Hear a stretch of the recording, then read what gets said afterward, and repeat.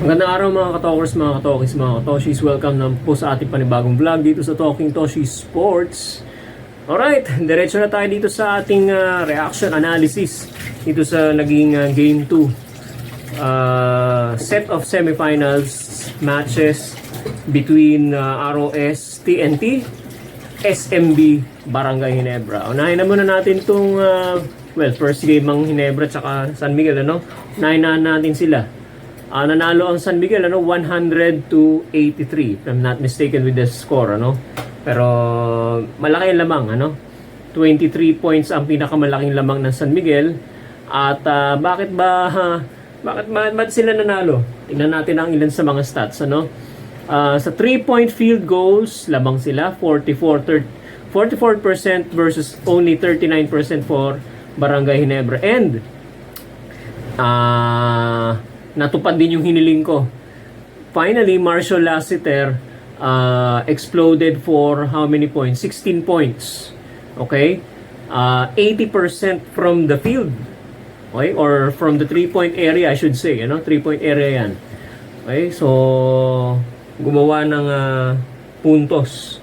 Ito si Marshall Lassiter. Finally, Sa rebounding naman, nanguna naman ito si Motau Tua with 10 rebounds. At si Rodney Brondial with 6 or 7 yata, medyo malabo yung pagkakasulat dito, pero I think it's 6, so tama ng pagkakita ko, giving the San Miguel Beermen an edge in rebounds 49 to 38. Malaki, okay. Specifically, medyo kumuha sila ng punto sa offensive sa second chance points, offensive rebound sila 14 to 7 ng mga San Miguel. Kaya naman naka-convert sila ng 10 points sa second chance points sa offensive rebound sila. Okay? Isa pang department or stat na glaring dito kaya nanalo San Miguel are the turnover points. 19 to 11. Ayan. And points in the paint, what do you expect? Okay, San Miguel ang mangunguna dyan. 48 to 22, as low as 22. Mukhang nadepensahan ng husto ng San Miguel yung loob ng Barangay Ginebra. And ang katunayan yan, tingnan nyo ang point production ni Japet Aguilar. Japet Aguilar only scored 5 points. Okay? And siya yung pinakamaraming turnovers na nakumit sa kanilang team kagabi. 5 turnovers. Kaya Japet Aguilar had a bad night last night. Pero umiscore pa rin to si Stephen Holt, pero it was not enough. Only for 17 points. At wala siya nakuha suporta masyado sa kanya mga teammates. Troy Rosario with only 6. Jamie Malonzo with 5. Scotty Thompson with only 9 points.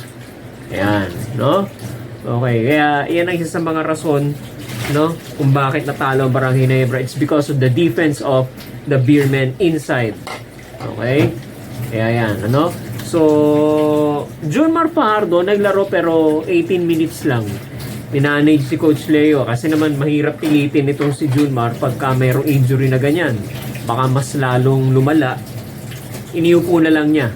Minanage na lang yung playing time. Only 2 points.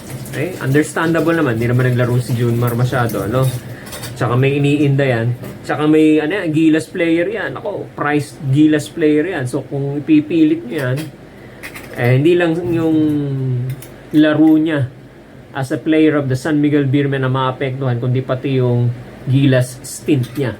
So minabuti lang ni Coach Leo na iupo siya for the majority part of the game. Ngayon, ito namang Rain or Shine Elasto Painters at TNT. Overtime mga kababayan. Maganda yung laro kagabi. Okay, medyo nagka-controversial pa dun sa tira ni Calvin Oftana. Okay? Nonetheless, we had a very good game. Kaya lang medyo kinapos na naman ng Rain or Shine. Okay? Maganda sana ang laro ng Rain or Shine. Ang napansin ko rito, number of fouls, mas marami ang TNT, 35 to 22, kaya maaga silang nape-penalty. Since ganun ang nagiging sitwasyon, titingnan natin ngayon sa free throws. Okay, nakaka-convert ba kayo sa free throws? Tingnan natin ang conversion ng free throws. Only 59% for Rain or Shine. Kaya nga sabi ko dun sa dun sa actual game annotations ko, pagka second quarter pa lang nag-aano na ako sabi ko, nagmimintis itong rain or shine sa free throw, sisingilin sila sa bandang huli niyan. Ayun na nga, nagkadikita ng gusto, pag dikita ng laban, minsan pagka sa pag fouling game ang pinairal, okay, pagka penalty kalaban mo, pwede ka mag-take advantage nun no? Sa free throws, kaya lang 59% lang. Okay? Kung mataas-taas na siguro to, medyo nakaahon sila ang rain or shine. At maring nanalo pa sila. Okay? Ilan ba percentage ng wala? Okay?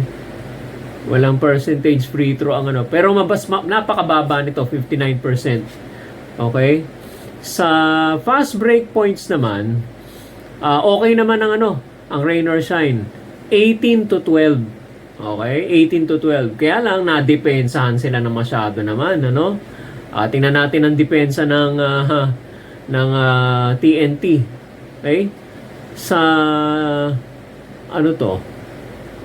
steals, 7 to 5. Sa block shots, grabe to, 13 to only 4 blocks.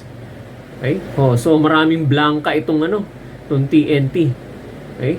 At kitang-kita naman natin kagabi, Oftana, BGR, at saka si Poy Eram. Alright? So, ganda sana, 21 to 16 yung assist, Okay? Yung assist din ng what do you call this, ng TNT.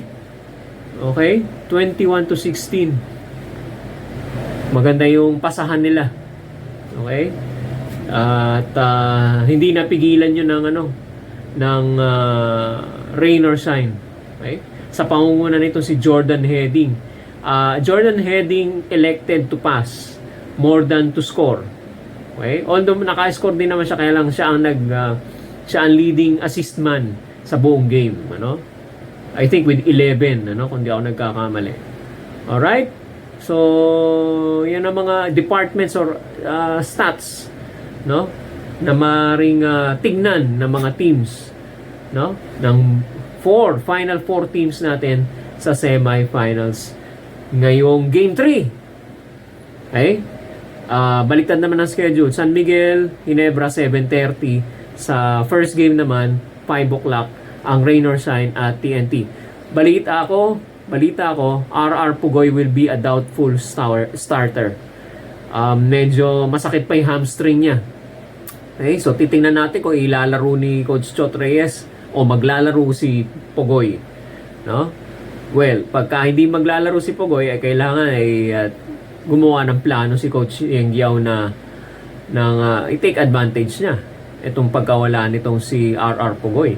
Biruin mo, wala ka ng Castro, wala ka ng Nambatak, wala ka pang Pugoy. So, ang pagtutuunan mo lang ng pansin is ito si Oftana at si Eram at Kelly Williams. Okay?